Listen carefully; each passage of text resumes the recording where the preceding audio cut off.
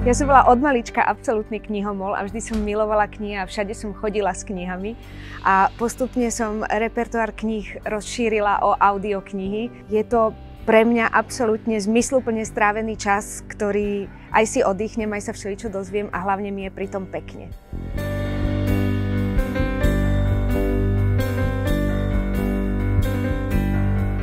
Ahojte, ja sa volám Fero Lindner a pracujem v Prešporskom divadle.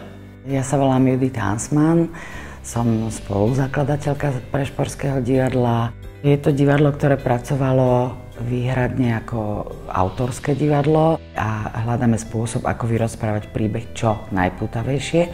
A odrazu sme zistili, že je jedno médium, do ktorého sme sa zatiaľ nepustili, a to je hlasová nahrávka. Tak sme sa vrhli na niečo, čo sme nazvali Slovensko noir.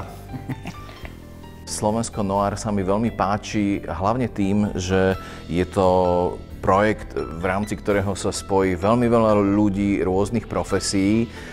Či už sú to spisovatelia, ktorí napíšu nejakú poviedku o tom, ako v ich podaní to súčasné Slovensko vyzerá. Sú tam rôzni režiséri, ktorí dajú svoju koncepciu toho, ako by ten text mal vyzerať. Sú tam samozrejme hudobníci, sú tam výtvarníci, sú tam herci, ktorí to celé načítajú a dajú tomu nejakú svoju neopakovateľnú podobu. Naozaj vás vtiahnu do deja a ponúknu vám interpretáciu, ktorá bude takým malým umeleckým zážitkom, ktorý si môžete dávkovať postupne po jednotlivých poviedkach a vždy to bude niečo iné, iný hlas, iný príbeh, iný autor. Ja to považujem za naozaj veľký počín. Myslím si, že to pre diváka bude taká tá fajnšmekrovinka, že si nájdu tam každý to svoje, lebo tí autori a tá zmes tie mená autorov, je to taký zvláštny kompilát.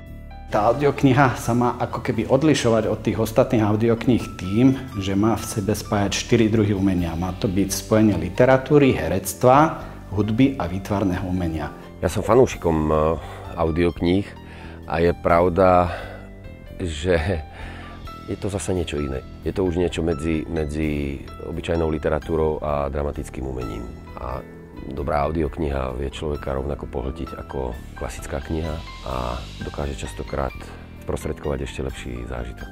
Mnohí moji priatelia už temer nečítajú, len počúvajú audioknihy, čiže verím, že je to jeden zo žánrov v budúcnosti. Stačí sa pozrieť, aké sú úspešné rôzne podcasty. A tí, čo, dajme tomu, nemajú radi audioknihy, majú tiež dobrú správu, pretože knihy budú aj v printovej verzii, takže interpreta im nebude nanútená, ale môžu si nanútiť svoju vlastnú čítaním v pokoji svojho domova. Slovensko noir.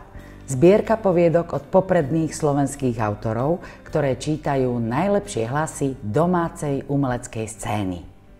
Podporte projekt Slovensko noir na www.ezopo.sk.